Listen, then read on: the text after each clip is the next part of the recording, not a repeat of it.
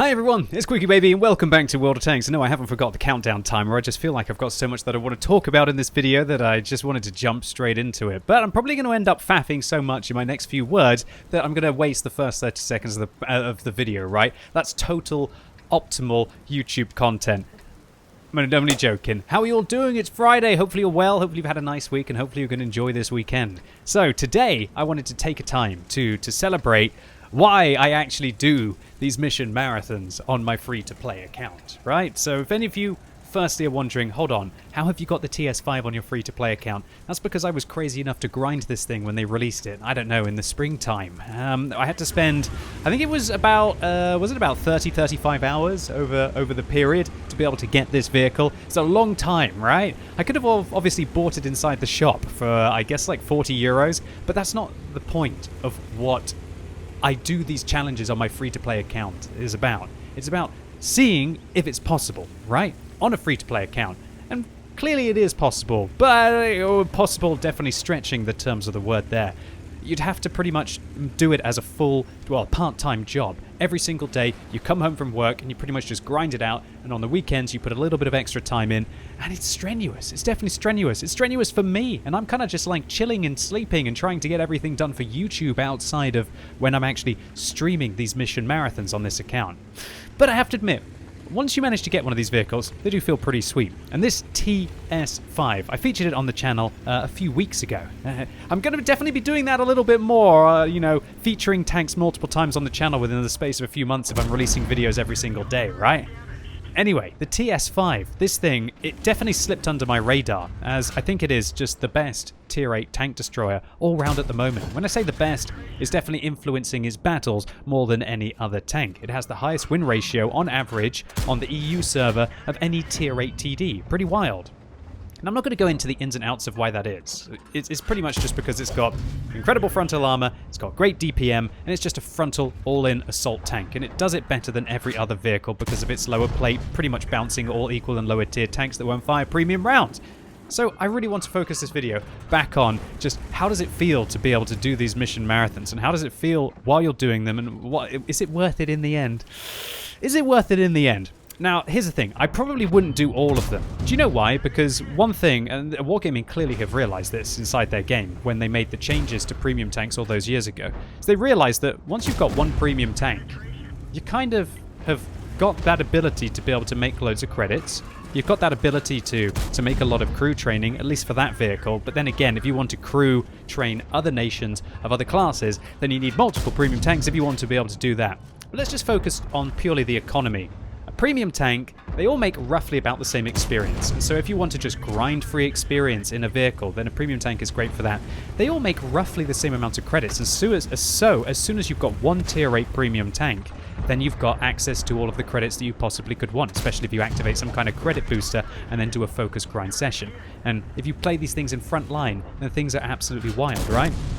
And so why I highlight this is because obviously Wargaming has a bit of an issue that when somebody's bought one premium tank, how do they get people to buy more premium tanks? Outside of the different nations, different roles make the vehicle exciting, which I think is a perfectly valid reason to have more premium vehicles in the game.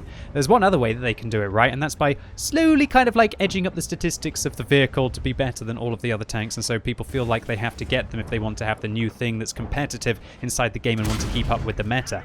Now, while there's no competitive game mode at Tier 8, all of the Tier 8 game modes are fairly average, right? But it's still very important. Well, when I say average, I mean average with regards to competition. There's no clan wars. I guess there's some tank companies. Are there actually some Tier 8 clan wars campaigns? I don't know. You'll have to let me know in the comments down below. I'm not up to date with all the clan wars developments. But really, it's Tier 10 where the balance is the most important. And, spoilers, I'm going to be featuring a video on what I think about Tier 10 balance very, very soon on the channel, so stay tuned for that one. And so, Wargaming kind of can be a little bit more relaxed with their Tier 8 balance, but we can see with vehicles like the Defender that when they get it wrong, just how much of a detrimental impact it can have on the whole game altogether, right? So I'm not trying to give them a pass so they can make as many overpowered Tier 8 premium vehicles as they possibly want. Oh, no. I'm definitely going to be calling it out, and I have done, and I continue to will do, and every time that they miss the mark a little bit, the problem with premium tanks is that they'll never nerf them. And so once they've gone into the game as is, they're always going to be that little blight on the game. Anyway, to focus back on why I do these mission marathons is a little bit of both. I don't know. I wouldn't really consider myself a masochist, but when it comes to gaming, maybe I am a little bit, right? I would like to try and push myself. You know, you want to be tested inside games, even if you push yourself a little bit beyond what you feel is comfortable, right? And I mean, I play World of Warcraft since vanilla. I'm playing it on and off now, and in fact, I'm going back and playing Classic right now, and I got myself a full set of Might on my warrior, so yeah, I'm definitely willing to put up with a little bit more punishment than everybody else. But what I'm trying to say is that, would I recommend doing one of Wargaming's mission marathons if you can either take some time off work, if you can try and set some time aside and prepare, I don't know, in your fridge, all of the meals to be able to then be able to do it? Well, it would either come down to a fact of, do you want to save money or do you want to just do it for the challenge? And I think if you do it for the challenge, if you don't have yourself a tier 8 premium tank, then the first one is just so much more impactful because it just opens up this whole new door to a whole world of credits. Which is why I always, whenever somebody asks me, what premium tank would you recommend? Or should I get this premium tank? I always answer by saying, firstly, it's a lot of money. Obviously, the mission marathons, you can invest your time to be able to save money, which is why they're such a good opportunity. But more importantly, it's the fact that there's diminishing returns with every premium tank you purchase. If you get one, fantastic. You can play it and you can make loads of credits. If you get two, well, I guess that's useful when you suck out in your first one and it's stuck in game, so you want to play a second one to be able to keep the credits rolling in. The third one, well, maybe you have one really bad game, two really bad games, and then you can play your third one while you wait for your two tanks to come out. But every time you get kind of like your fourth premium tank, you're really not actually adding anything to your credit income, because if you've got kind of 3 tanks stuck in the battle, I think there's probably a few bits of improvement you can make to your game, and you're not really playing the tanks correctly. And so there is definitely diminishing returns. And so would I recommend to do one of Wargaming's challenges? The first time, maybe. If you're a decent enough player or you've just got a lot of time on your hands, getting one premium vehicle inside the game is great. It does make things a lot easier. And obviously the mission marathons are an opportunity for a free-to-play player, like my Plays for Free account is, which I've never spent and never will spend anything on this account outside of my soul and my time that I put into the events. And it does feel like it's a good opportunity. And for all of the players out there who maybe just have, you know, €7 or €10 and they want to get a really good package, but they've got a lot of time but not quite enough to be able to finish it, that's also a good opportunity for them. But still, I think that Wargaming, they can't be forgiven for this mission marathon for really pushing the boundaries of what is acceptable inside gaming, and what is also responsible for them to try and encourage players to be able to achieve in such a short period of time.